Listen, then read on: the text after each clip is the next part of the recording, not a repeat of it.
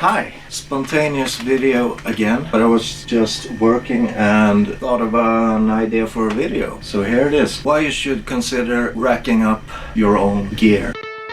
Hi, my name is Kristoffer Svan, and for the past 20 years I've been making angry music.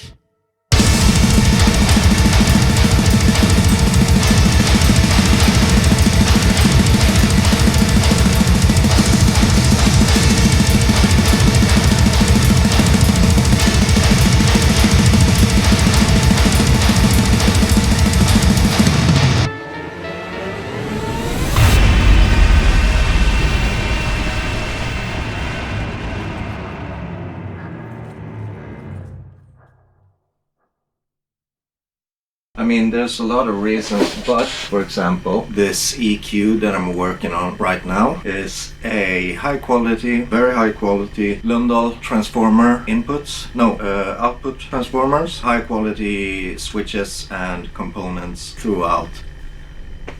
We got four of these for free.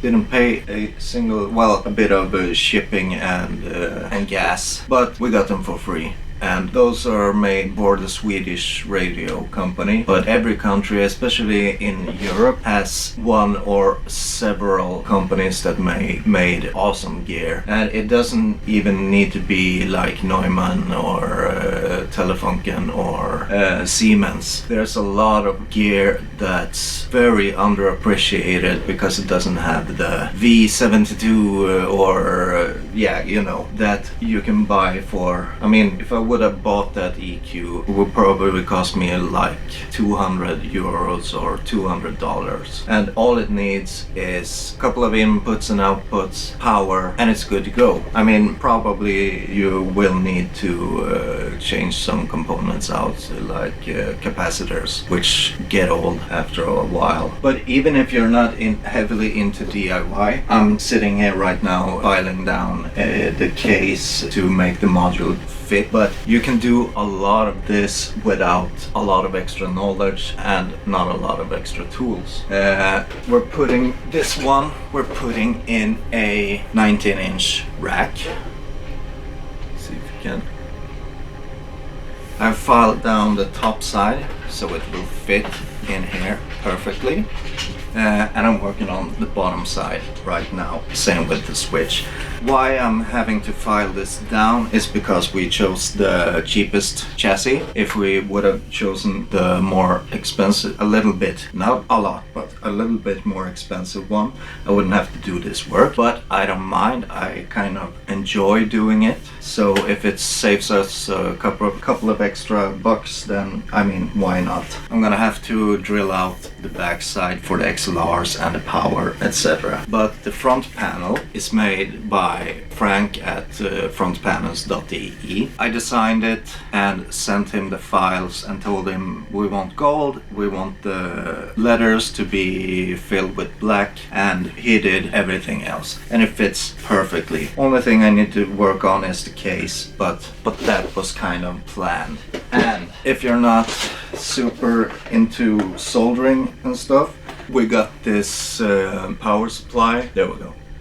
This power supply from France. I thought it was a kit, but it was apparently fully built and tested and everything. We're gonna have to swap out this big capacitor because it doesn't fit in a one rack unit space, but I kind of knew that when I saw it, so that's what I have to do. Only thing else needed is a simple toroid transformer. And if you learn a little bit of electronics, I mean a little bit, you can do this too. And you don't even have to, for a lot of these Danner cassettes in particular, you don't even have to do anything. There are companies selling rack cases that's retrofitted. Only thing you have to do is like slot in the module. Done.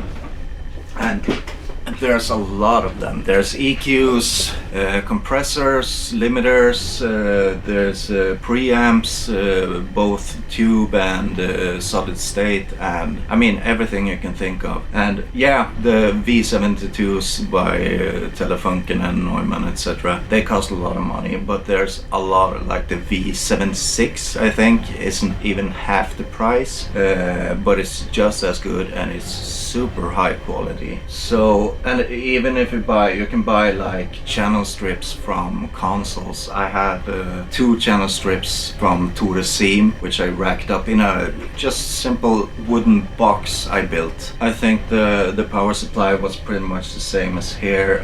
I had to build it from a kit, but I mean, I like building stuff, so I'm doing it, but you don't have to. You can buy pre-made stuff that works. And the only thing I'm guessing that's a little bit hard, or could be a little bit hard, this EQ, for example, there's literally no information on it at all. I've searched and searched, and I've been in forums, and I can't find a single thing about it. But since it's a Danner cassette and it was made for a very particular mixing board that they gave out to, or I don't know if they sold it, but probably gave out to the local radio stations. There's a lot of information on that console. Well, maybe not a lot, but you can find it. So the only thing I needed to do really was, because I knew it was a stereo EQ, I found that out through the forums because other people had found it, and after reading about all the other modules I could figure out what kind of power it needs. It needs 24 volts plus DC, not plus and minus, just 24 volts plus. Okay, that's cool. So I went into the schematics and the information on all the other modules and found that, okay, usually it's on pin blah blah blah. So I looked at this one, followed the cables, and saw that, yeah, this looks like it could be the power on pin 31 or whatever it was. And then there's just a couple of extra I probably can't see it well, but yeah, there's just a couple of inputs and outputs. So I thought, well, I mean, it's stereo, I need input, the signal, and I need ground. So I looked at the other modules and figured out that, yeah, one of these is the input and one is the output. And I just tried it, didn't work. Well, let's flip them over. So this is input and this is output. Yeah, now it works. But a lot of modules does have a lot of documentation as well. So you can find stuff that's well documented and a lot easier to do. Yeah, I'm gonna show you a couple of the other things I have racked up to end the video, but this was just a short little rant about, I mean, there's gold out there. I mean, that is golden, but literal gold out there that's awesome for recording, awesome for producers, awesome for everybody, and you can have them for a lot cheaper than if you would have bought like one of the popular ones. Oh, of course, I mean, you don't have to build a rack case, you can build a box, and even if you can't do it yourself, you live in an apartment, you have your thumb inside your hand or whatever you call it, like you can't build stuff yourself, you suck at it and have never been able to. I mean, you probably know someone, have like a grandfather or a friend to a friend that does carpentry, etc., and you get something that's unique to you. I mean, if you have a piece of gear that you know that I soldered the inputs and outputs on this one, my friend built the cabinet for it, and not a lot of people use it. I mean, they're pretty unique. I don't know a lot of people that has this EQ. I mean, there is people out there, but you can probably count them on one hand or two hands. So it's something really unique to me and to Krille, who I'm building this for, and for me that's super cool. But yeah, I'm just gonna do some B-roll of the other stuff I've racked up, and hopefully this sparked some ideas for you, and I'm really hoping you start at least looking at the different kind of gear that's out there, and know that it's not impossible to start using them in your own studio, and for probably not a lot of money. So until next time, take care and toodaloo.